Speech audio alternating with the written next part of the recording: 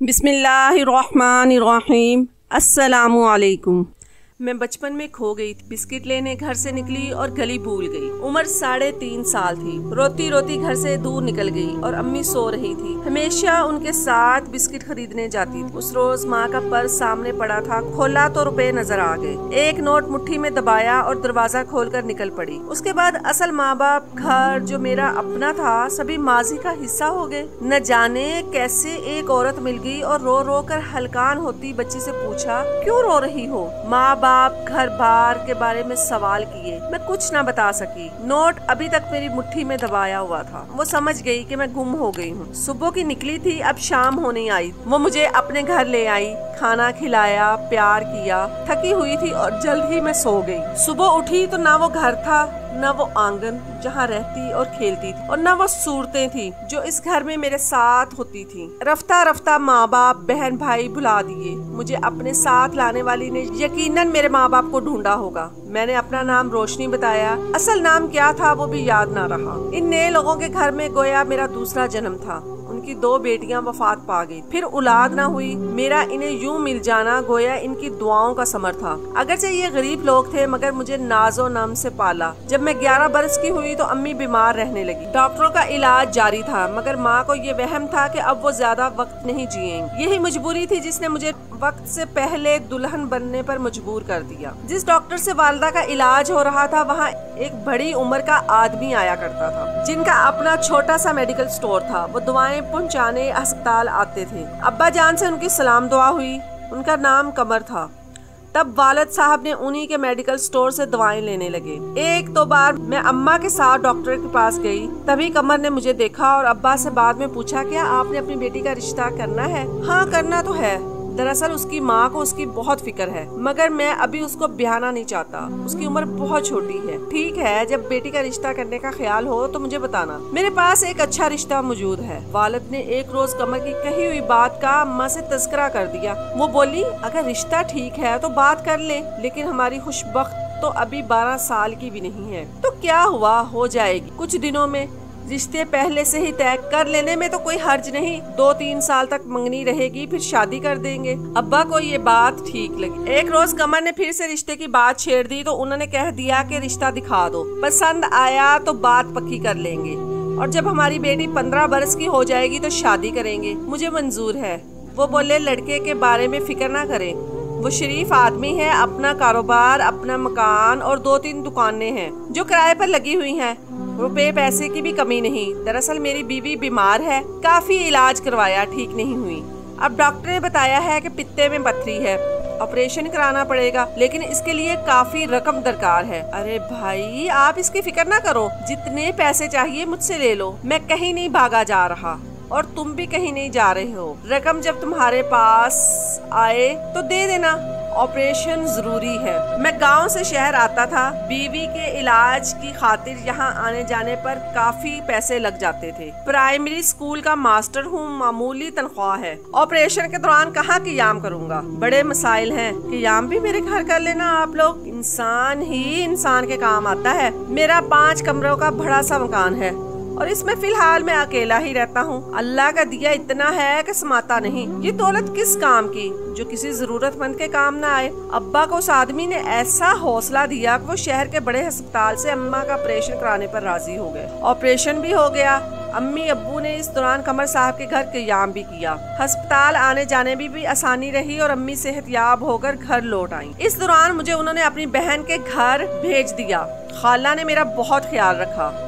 अम्मी तो सेहतयाब होकर घर आ गई, लेकिन कर्ज के बोझ से वालिद साहब की कमर झुक गई। वो कमर ही नहीं, आंखें भी झुकाकर बात करने लगे। कर्ज की वापसी का जहन पर बड़ा बोझ था। इन दिनों प्राइमरी स्कूल टीचर की तनख्वाह बहुत कलील हुआ करती थी। 6 माह तक तो कमर साहब चुप रहे, फिर उन्होंने दबे लफ्जों में पैसों की वापसी का तकाजा शुरू कर दिया। वालिद साहब तसल्ली देते हुए कहा कि जरा सब्र करें, कुछ दिनों में आपकी रकम लुटा दूंगा। लुटाते कहाँ से? इन दिनों तो गुर्बत घर की लौंडी थी। मेरे अब्बा बहुत हसास, गैरतमंद और दयानतदार आदमी थे। वो जो वादा करते चाहते कि पूरा करें, वरना उनकी जान पर बनाती थी। इधर 6 माह बाद कमर साहब के खतूत मसूल होने लगे, जिनमें रकम का तकाजा होता। वालिद साहब बिला आखिर शहर गए ताकि कमर से मिलकर कर्ज की अदायगी में कुछ वक्त की मोहलत मांग ले। उन्हें अपनी मजबूरियां बताएं तो वो बोले, अच्छा मियाँ साहब इस मसले को छोड़े, आपकी जोजा मोहतरमा तो अब माशाल्लाह से सेहत याब हो चुकी हैं। आपने मिठाई तक तो खिलाई नहीं, लेकिन ये बात पुरानी हो चुकी है, कुछ नई बात हो तो मिठाई खाएं। वालिद साहब समझे ही नहीं। तभी वो कहने लगा कि आपके घर में बच्ची है, रिश्ते की बात की थी भूल गए? मैंने आपसे कहा तो था कि लड़का और उसके घर बार दिखा दीजिए। तो बात आगे चलाते हैं। लड़का और घर बार दोनों ही आपके देखे वाले हैं। लड़का आपके सामने बैठा है और घर में आप कयाम कर चुके हैं। कमर की बात सुनकर अब्बा जान सख्ते में आ गए। 40 साल का आदमी जो बदसूरत भी था, काला भद्दी नाक वाला, उनकी 13 साला बेटी का रिश्ता तलब कर रहा था। वो इस शख्स के कर्जदार थे, इसलिए एहसानमंद थे। लिहाजा कोई हिलो हुज्जत किए बगैर बोले, घर जाकर बीवी से बात करता हूँ और आपका कर्जा लुटाने की कोशिश करता हूँ। सोच रहा हूँ कि घर फरोख्त करके आपका एहसान उतार दूँ। अरे मियाँ साहब इसकी जरूरत नहीं, मैं आपको बेघर नहीं करना चाहता, आपका बोझ कम करना चाहता हूँ। ठीक है, आप कर लीजिए अपनी बेगम से मशवरा, मैं और इंतजार कर लेता हूँ। वालिद घर आए तो इस तरह जैसे किसी ने बदन से ताकत खींच ली हो, ठीक तरह से चल भी नहीं पा रहे थे।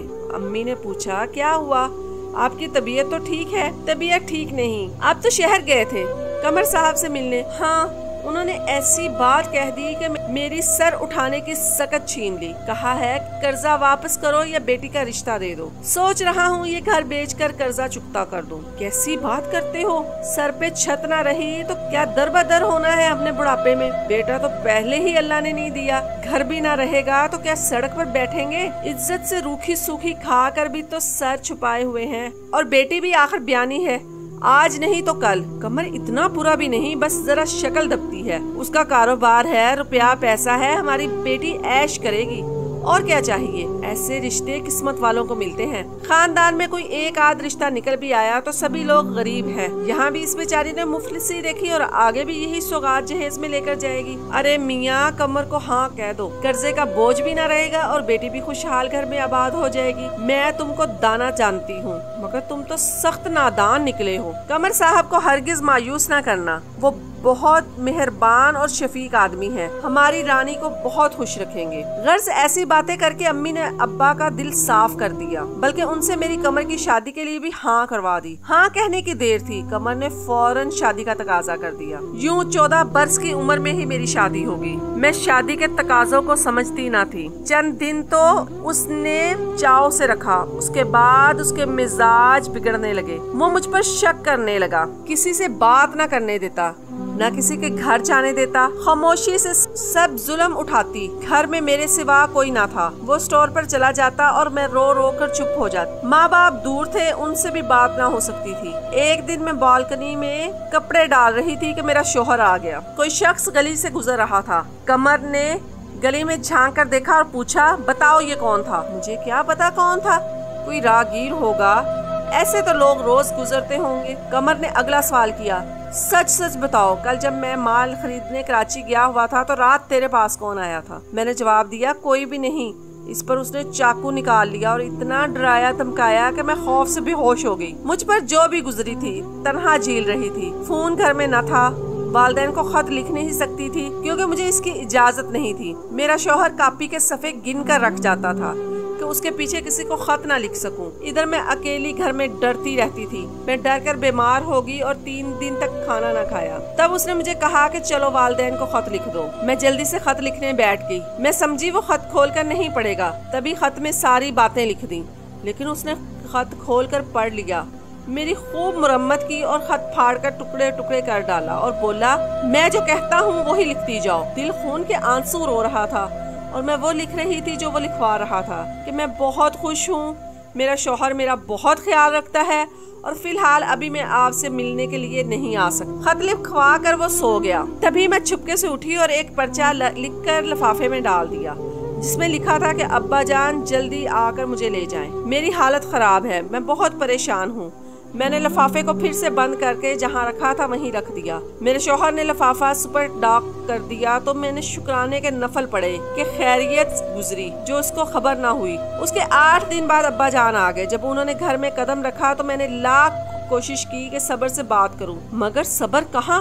उस वक्त तो मुझे सब दुख याद आ गए और जी भर कर रोई। अब्बा जान एक दिन बड़ी मुश्किल से रुके, कुछ खाया ना पिया और कमर से कहा कि उसकी माँ सख्त बीमार है, बेटी को लेने आया हूँ। कमर अब्बू के सामने इनकार न कर सका और बोला कि इसको जल्द वापस पहुंचा देना और अकेले में मुझसे कहा कि खबरदार वालिदैन को कुछ न बताना वरना जान से मार दूंगा। माँ ने जब मेरे हालात सुने तो खूब रोई। अब्बा समझाने लगे तो इनके पाँव पड़ गई। बोली ये मेरा किया धरा है, जब तक जिंदा हूँ मैं इसको जालिम के पास न जाने दूंगी। मेरे दिल में भी अब कमर के लिए कोई जगह न थी। 15 रोज बाद जब वो मुझे लेने आया मैंने जाने से इनकार कर दिया, कह दिया कि जान से भी मार डालो तो उसके साथ नहीं जाऊं। वो वापस चला गया और वहाँ जाकर मुझे तलाक भिजवा दी। मुझे अब शादी से नफरत हो चुकी थी। जब किसी लड़की को दुल्हन बना हुआ देखती तो फूट फूट कर रोने लगती कि हाय अल्लाह, क्या इस बेचारी का भी मुझसे अंजाम होगा। फैसला कर लिया कि अब कभी दोबारा शादी ना करूंगी। मेरी एक खाला का लड़का हमारे घर में रहने लगा था। एक दिन वो हमारी अम्मी के आगे बहुत रोया। खुशबख्त जैसी लड़की के आपने बख्त जला दिए। वो अब तलाकी याफ्ता भी है तो मुझे कबूल है। अब अगर आपने इसकी और किसी से शादी की तो मैं आपके घर से चला जाऊंगा, आपको फिर अकेले ही रहना होगा। मैंने उसकी सारी बातें सुनी मगर चुप रही। हमारे घर खालू के एक दोस्त का लड़का जुबैर से मिलने आता था। उसका नाम इब्राहिम था। जुबैर की वजह से कोई इससे पर्दा नहीं करता था। एक दिन इब्राहिम ने अम्मी से कहा कि मैं आपकी बेटी को सहारा देना चाहता हूँ। बेशक इसे तलाक हो गई है मगर इसको दोबारा घर बसाने का हक है। अम्मी ये सुनकर चुप हो गई क्योंकि जानती थी कि इब्राहिम की मंगनी हो चुकी है। इन्हीं दिनों जुबैर की अम्मी खाला बानो हमारे घर आ गई और उन्होंने अम्मी को रजामंद कर लिया। खाला भी गरीब थी, लिहाजा किसी ने जेवर जोड़न वगैरह का मुतालबा भी नहीं किया। 4 दिन में मेरी शादी की तैयारियां हो गई। जिस दिन मेरी शादी थी इब्राहिम आ गया। अम्मी से शिकायत की कि मैंने खुशबख्त का रिश्ता मांगा था और आपने मेरे आने का भी इंतजार न किया। मैं आपको बता कर गया था कि सिर्फ 15 दिन के लिए दुबई जा रहा हूँ। मुझ में क्या कमी थी? दुबई में कारोबार सभी कुछ था। अगर आप मुझसे अपनी बेटी का रिश्ता कर देती तो आपकी बेटी को मैं बहुत खुश रखता। इत्तेफाक से कमरे की खिड़की से जुबैर ने ये सब सुन लिया। बस इतनी सी बात ने उसके दिल में शकूक ने जन्म ले लिया। मेरा तो इब्राहिम से कुछ ताल्लुक भी ना था।